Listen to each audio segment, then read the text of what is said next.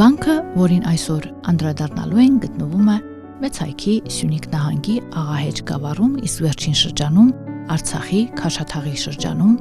Աղավնո գետի աջափին Ծիծեռնավանք գյուղի եզրին։ Այն հայտնի է Ծիծեռնավանք, Ծիծառնավանք, Ծիծեռնակավանք, Ծիծառնեկու, Ծիծառնա, Ծիծառնո, Ծիծառնու, Ծիծեռնակի վանք անվանումներով։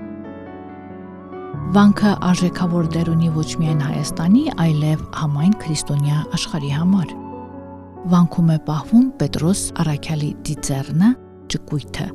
Այստեղից էլ գալիս է Ծիծեռնավանք անվանումը։ Մի ավանդապատումի համաձայն Հոչած գյուղի Մելիք Թումանը շարունակ նեղացնում է գյուղի քահանային։ Մելիքից ազատվելու համար սա մի անեծքաթուղթ է գրում, գցում նրա սենյակն ու ինքը փախչում։ Այդ թղթի ուժով Մելիքը կորցնում է կնոջը, որդիներին եւ ողջ հարստությունը։ Հասկանալով, որ բոլոր դժբախտությունների պատճառը քահանայի անեծքն է, Մելիքը գնում է նրանից թողություն խնդրելու։ Անցնելով շատ քաղաքներ հասնում է Հռոմ եւ իմանում, որ քահանան արդեն վախճանվել է։ Հուսահատված մնում է Հռոմի վանքերից մեկում իբրև լուսարար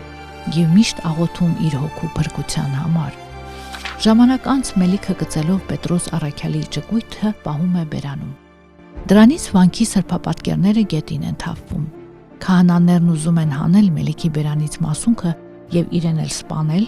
սակայն սեղանից մի ձայն ասում է. «Մի մերձենաք Մելիքին»։ Մելիքն անվտանգ գալիս է հայրենի երկիր, վանք է կառուցում, որտեղ եւ ամփոփում է Պետրոս Առաքյալի ճկույթը։ Դրա համար էլ վանքը կոչվում է Ծիծեռնավանք։ Միջնադարյան ներփողներից մեկում Ծիծեռնավանքն անվանվում է նաև Մատնևանք, ինչն անկասկած առնչվում է սրբի մատի այստեղ թաղված լինելու ավանդազրույցին։ Ուշագրավ է, որ Սուրբ Խաչի գերեվարման եւ Հերակլ կայսեր կողմից 614 թվականին այն Երուսաղեմ վերադարձնելու հայկական ավանդապատումներում Քրիստոսի խաչելության խաչափայտը կոչվում է նաև Ծիծեռնայ խաչ։ Կա նաև այլ կարծիք, համաձայն որի վանքն իր անվանումը ստացել է ժողովրդի սիրած եւ պաշտամունքի առարկա թռչնի Ծիծեռնակի անվանումից։ Ուշագրավ է Ծիծեռնավանքի հետ կապված մեկ այլ ավանդազրույց, որը հանդիպում ենք Ղևոնդ Ալիշանի մոտ, համաձայն որի եկեղեցու շինարարության ժամանակ օձը թունավորում է հարյուրավոր մշակների համար մի մեծ կաթսայում եւ վառ ճաշը։ Այդ տեսնելով միագրավ թևածում եւ զգուշացնում է մարդկանց, սակայն վերջիններս չհասկանալով թռչնի վարքը սատկացնում են նրան։ Այնուհետև իրազեկ դառնալով եղելությանը ագրավին պատվով թաղում են եւ տեղը կոչում Ագրավի գերեզման, իսկ եկեղեցու պատին քանդակում օձի պատկերներ։ Հավանաբար այս ավանդության համար հիմք է ծառայել կենտրոնական նավի հյուսիսային մույթերից մեկի իրար փաթաթված 3 օձերի եզակի հարթաքանդակը։ Եկեղեցուց արևմուտք գտնվող վայրը Երվանդ Լալայանը ներկայացնում է որպես ագրավախաչ։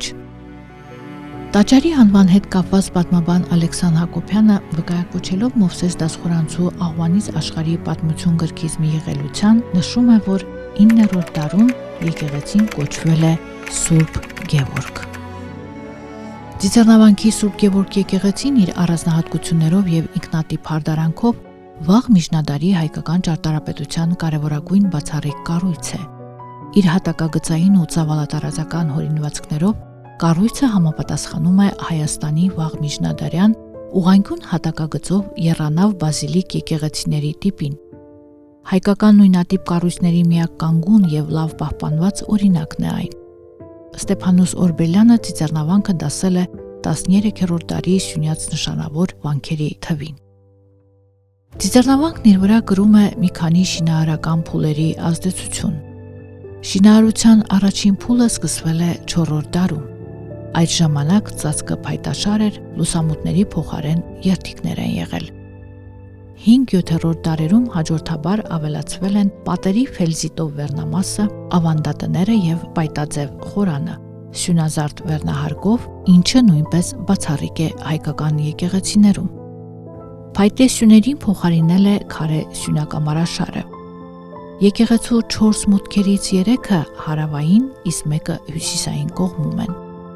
Կառույցի առանձնահատկություններից է նաև արևելյան խորանի վրայի պատշգամբը, որը սրահից անջատվում է երկուսյուններով բաժանված եռակամարով։ Վանքի ընդհանուր տարածքը պարսպապատված է, առկա են մի քանի շինությունների մնացորդներ, որոնցից վերականգնվել է սեղանատունը։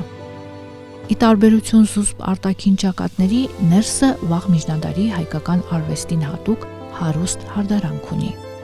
Մույթերը զարդարված են շախմատաձև ու երկշարք ատամիկներով, ալիքաձև ու պարանահյուս օձակերպ քանդակներով, ուղղանկյուն մեջ ներգծված 8 ճառագայթանի աստղերով եւ այլն։ Հյուսիսային պատին պահպանվել է որմնանկարի մի հատված ողջ հասակով կանգնած երկու սրբերի պատկերով։ Բազիլիկի հարդարանքում կարմիր են ներկված որոշ վարդյակներ ու մույթերի խոյակներ։ Եկեղեցու ներսում պահպանվել են կարասի մնացորդներ, որի եզրաշուրթերը հուշում են վաղ միջնադարը։ Ըստ ավանդույթի, կարասում խորհուրդների գինի է եղել, որը օգտագործվում էր արարողությունների ժամանակ։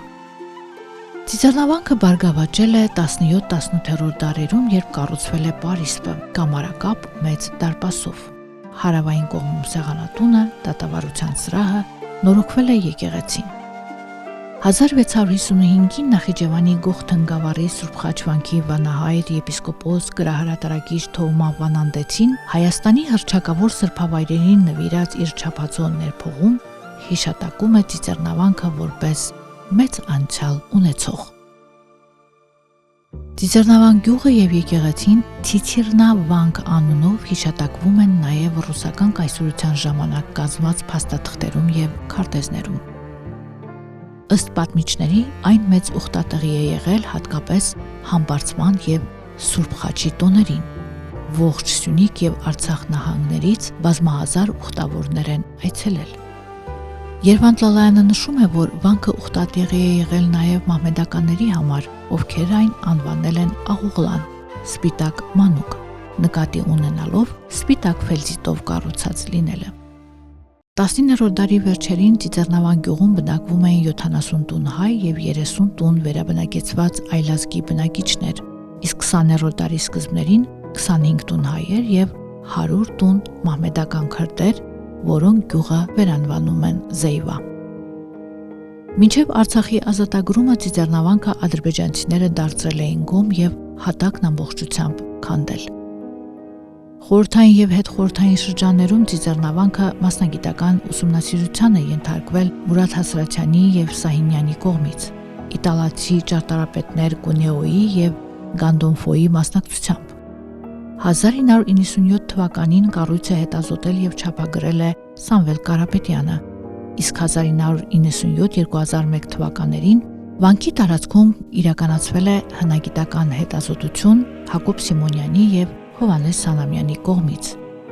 Սեղանատունը վերակառուցվել է եւ վերածվել թանգարանի, որտեղ պահվել են հնագիտական պեղումներից հայտնաբերված նյութերը։ Քերոլայն ու Ջորջ Նաճարյանների եւ Գուրգեն Մելիքյանի ֆինանսական աջակցությամբ 2000 թվականին սկսել են Ծիծեռնավանքի 4-րդ դարի եռանավ բազիլիկ տաճարի վերականգնման աշխատանքները։ Բռնազավթումից հետո Ադրբեջանը ակտիվ քարոզություն է սկսել Ծիծեռնավանքի աղբանականացման ուղղությամբ։ Ադրբեջանում ապրող ուդի հոգևորականներին ուխտի բերելով, վերոնշյալ վանքը փորձում է աշխարհին ներկայացնել իր ստեղծարարությունը իբրև պատմական փաստարկ։ Ադրբեջանցիները բացել են վանքի խորանը, քանդել խորանի առջևի կիսակլոր շուրֆը, որտեղ ներկայացված էր վերանորոգչական տարբեր փուլերի հատակներն ու պեղումների ժամանակ գտնված կարասը։ Ծիծեռնավանքը երբեք չի օտարվի, եթե մենք որպես հավատավոր քրիստոնյա ժողովուրդ պահպանենք ու պաշտպանենք այն։